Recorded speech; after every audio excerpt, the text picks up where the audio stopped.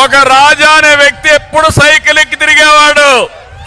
ఏ కష్టం లేదు, పెట్రోల్ ఖర్చు లేదు, ఎక్కడికి పోవాలన్నా సైకిల్ మీద దూసుకెళ్లిపోయేవాడు. సాఫీగా జరిగింది. ఒక వ్యక్తి వచ్చాడు, అతను అడిగాడు, నువ్వు నాతో రా, నిన్ను బ్రహ్మాండంగా స్పీడ్గా తీసుకుపోతాను, స్వర్గాన్ని చూపిస్తానన్నాడు. Motor bike ఎక్కించుకున్నాడు. కొంత దూరం పోయాడు, పెట్రోల్ అయిపోయింది, పెట్రోల్ కొట్టించమన్నాడు. అతను అనుకున్నాడు, ఎక్కాము, ఏం చేయాలో తెలియదు, పెట్రోల్ కొట్టించాడు. అక్కడి నుంచి ఇంకొంత దూరం పోయాడు, మోటార్ బైక్ చెడిపోయింది, రిపేర్ చేయమన్నాడు, రిపేరు చేశాడు. ఇంకొంత దూరం పోయాడు, చీకటి పడింది, మోటార్ బైక్ నిలబెట్టి ఒళ్ళుపై నుండి అన్ని కూడా దోచుకొని పారిపోయాడు. అంటే మీరు గుర్తుపెట్టుకోవాలి, ఈరోజు ఈ ప్రభుత్వం మీకేం చెప్పింది? కరెంటు ఛార్జీలు పెంచమని చెప్పారా లేదా? పెట్రోల్ డీజిల్ పెంచమని చెప్పారా లేదా? నిత్యావసర వస్తువుల ధరలు పెంచమని చెప్పారా లేదా? అదే జరిగింది. పెట్రోల్ పోయించడం అంటే పన్నులు వేయడం, రిపేర్లు చేయించడం అంటే ఎక్కడికక్కడ ఇష్టానుసారంగా అన్ని విధాలుగా దోచేయడం. మూడోది, రాష్ట్రాన్నే విధ్వంసం చేశాడు. ఈ విషయం మీరు గుర్తుపెట్టుకోవాలి. ఈరోజు ఈ జిల్లాలో ఏ రోడ్డైనా బాగుందా తమ్ముళ్ళు అని మిమ్మల్ని అడుగుతున్నా. ఏ కాలువైనా పూడికి తీశారా అని మిమ్మల్ని అడుగుతున్నా.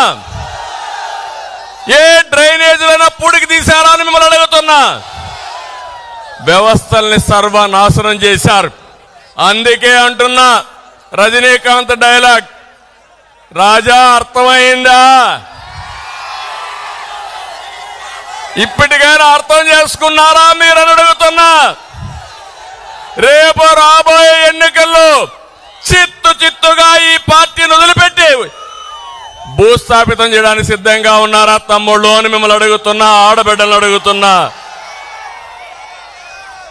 ఈరోజు ఇంకొక పక్కన మీరు చూస్తే ఎక్కడ చూసినా బాధుడే బాధుడు.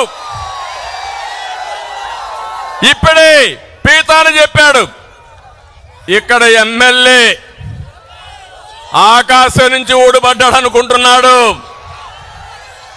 ఇక్కడ మీటింగ్ పెట్టుకుంటామంటే వీళ్ళబ్బ సొమ్ము మారిగా అడ్డుపడ్డాడంటే కబద్దార్, జాగ్రత్తగా ఉండమని హెచ్చరిస్తున్నా.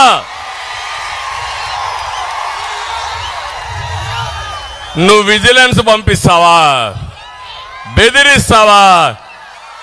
రేపు నువ్వే విధంగా ఒకవేళ నేనే అనుకోనుంటే ఈ జిల్లాలో నువ్వు వ్యాపారాలు చేసేవాడివా అని అడుగుతున్నా నేను. తమ్ముళ్ళు, ఇంకో పక్క ఈ జిల్లా వెస్ట్ గోదావరి జిల్లా అక్వా రంగం, పెద్ద ఎత్తున అక్వా రంగం ఉంది. జగన్ పరిపాలనలో మొత్తం రంగమే కుదేలైపోయింది. ఒక్కసారి 5 ఏళ్లకు మనకు జ్ఞాపకం చేసుకోండి. ఆ రోజు నేను ముఖ్యమంత్రిగా ఉన్నప్పుడు అక్వా రంగానికి పెద్దపీట వేశాను. రాయలసీమలో హార్టికల్చర్కి పెద్దపీట వేశాను.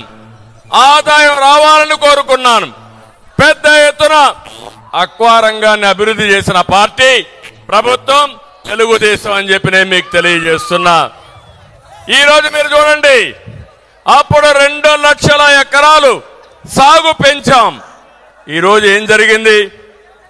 అక్వా రంగంలో సాగు ఖర్చు 3 రెట్లు పెరిగింది. మద్దతు ధర లభించడం లేదు. ఫీడ్ కానీ, మందులు కానీ, కరెంటు బిల్లులు కానీ, సెస్ కానీ పెంచి అక్వా రంగాన్ని చంపేశాడు ఈ ముఖ్యమంత్రి. ఇంకో పక్క ₹1.50కే కరెంట్ ఇస్తానని చెప్పాడు. ఇచ్చాడా అని నేను అడుగుతున్న అక్వా రైతుల్ని. ఇక్కడ చూస్తే జోన్స్ అని పెట్టాడు. జోన్స్ అని పెట్టి